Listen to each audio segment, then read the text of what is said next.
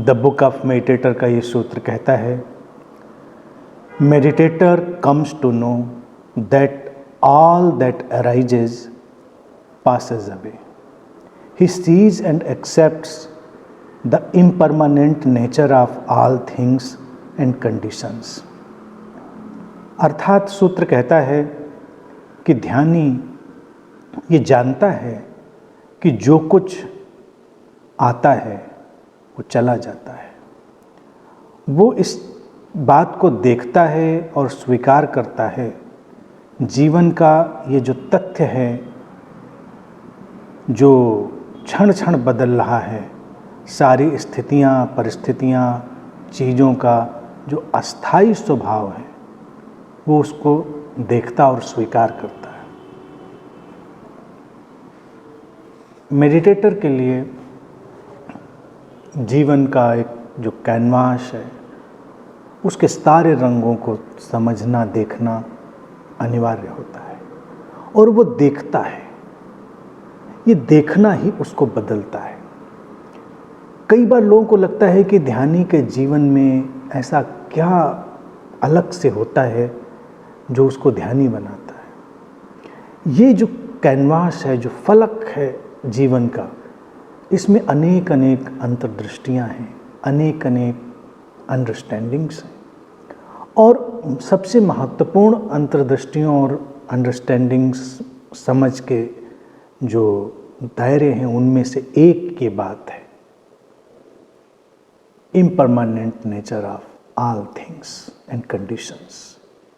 अस्थाई, क्षणभंगुर, परिवर्तनशील स्वभाव सारी स्थितियों का, चीज़ों का। जीवन में सब कुछ बदल रहा है, यहाँ स्थायी कुछ भी नहीं है। तो इसीलिए सूत्र कहता है कि ध्यानी बहुत अच्छे से जानता है, जीवन में जो आया है वो जाएगा, जो उठा है, उदित हुआ है, वो अस्त होगा। तो कोई पकड़ की ज़रूरत नहीं, जब जहाँ जैसे हैं बस उसमें हम जी रहे हैं पूरी तरह। और यही तो जीवन के पूरे प्रवाह के साथ लयबद्ध होकर जीना है। हम पकड़ बनाएंगे भी क्या? जीवन का काम ही है बदलते रहना। तो उस क्षण प्रतिक्षण बदलते हुए जीवन के साथ चलते रहना है, जागे रहना है। जीवन जैसे जिस रंग में जिधर ले जाएगा उधर चले जाना है। अब तुम्हारे जीवन में मान लो संबंध आते हैं, उसमें तुम ये अंतर्दृष्टि लगाते हो। उदाहरण के लिए इस बात को समझें कि ये जो संबंध आए हैं ये एक दिन जाएंगे। तुम्हारे जीवन में जो लोग आए हैं वो एक दिन जाएंगे। जाने के तमाम तरीके हो सकते हैं, अंतिम तरीका तो मृत्यु का ही है, उसको कोई रोक नहीं सकता। उसके अलावा भी तमाम तरीके हैं लोगों के जीवन से विदा हो जाने के। लेकिन इस अंतर्दृष्टि से क्या होगा? क्या तुम संबंधों को जीना बंद कर दोगे? नहीं, तुम उनको उस समय पूरी तीव्रता से, गहनता से, पूरी समझ से, पूरी सचेतनता से जियोगे। और अंदर तुम्हारी ये बात है कि पकड़ा नहीं जा सकता। ये जीवन का बहता हुआ पानी है जिसे मुट्ठी में बांधा नहीं जा सकता। लेकिन अगर पानी को मुट्ठी में नहीं बांध सकते हैं तो हम क्या कहें कि पानी बेकार है?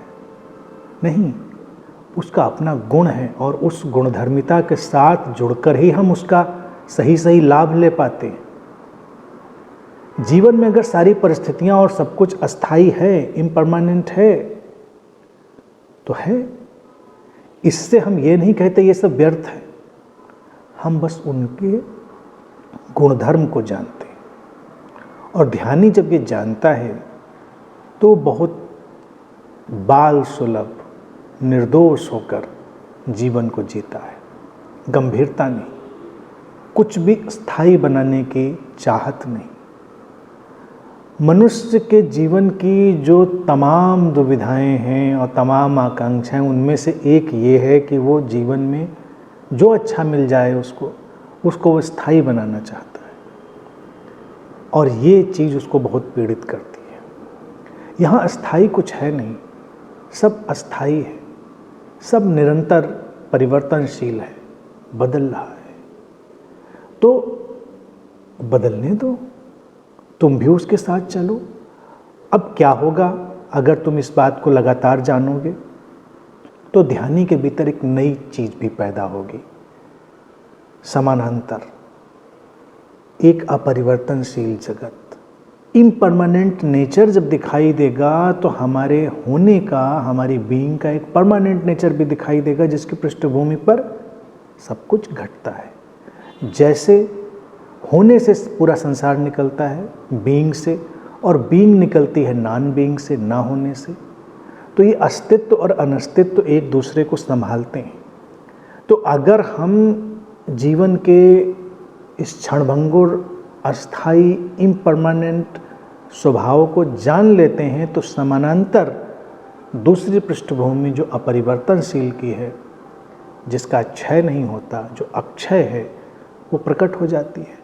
उस अक्षय का प्रकट होना वही एक गहनतम प्रज्ञा है, समझ है, जो एक दैवी आलोक की तरह ध्यानी के भीतर प्रकट होती है, और उस आलोक में फिर उसका पूरा जीवन एक दैवी सुंदरता से भर जाता है। इसीलिए ध्यानी इतना सुंदर दिखाई देता है, क्योंकि वो दिव्य आलोक उसके अंदर आया है, जो अक्षय की अंतर्दृष्टि से आया है, लेकिन उसके पहले जो क्षय है, जो क्षीण हो रहा है, जो जा रहा है, उसको जान लेना है।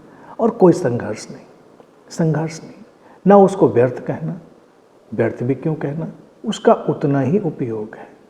तुम एक आइसक्रीम लेकर आए, आइसक्रीम पिघलेगी, तो क्या ये कहा जाए कि पिघल जाती है इसलिए बेकार है? और जो ना पिघले तो क्या कोई पत्थर की आइसक्रीम लाओगे तो उसको तो खा नहीं सकते। वो पिघलती हुई आइसक्रीम का तुम आनंद लेते हो, ये जानते हुए कि जल्दी ही उसका उपयोग नहीं किया तो पिघल कर बह जाएगी, बेकार हो जाएगी, लेकिन उतने क्षण में ही उसका सौंदर्य है। तो जीवन ऐसे भी बना है कि तमाम क्षणभंगुरताएं, जो इम्परमानेंट सिचुएशंस हैं, वो उतने क्षण के लिए ही बड़ी खूबसूरत होती हैं। उनको उतने ही क्षण हमें जी लेना होता है और फिर छोड़ देना होता है, बिना किसी पकड़ के। ये आर्ट ऑफ डिटैचमेंट है, विरक्ति की कला है। ये जो जानता है वही ध्यानी पूरी तरह विरक्त होकर जीता है, और कोई विरक्ति नहीं है। विरक्ति है जीवन के परिस्थितियों के इम्परमानेंट नेचर को जान लेना और उसके समानांतर अपने भीतर उस अक्षय स्वभाव का आविर्भाव होने देना और उसके आलोक में जीना। ये ढंग ध्यानी का ढंग है।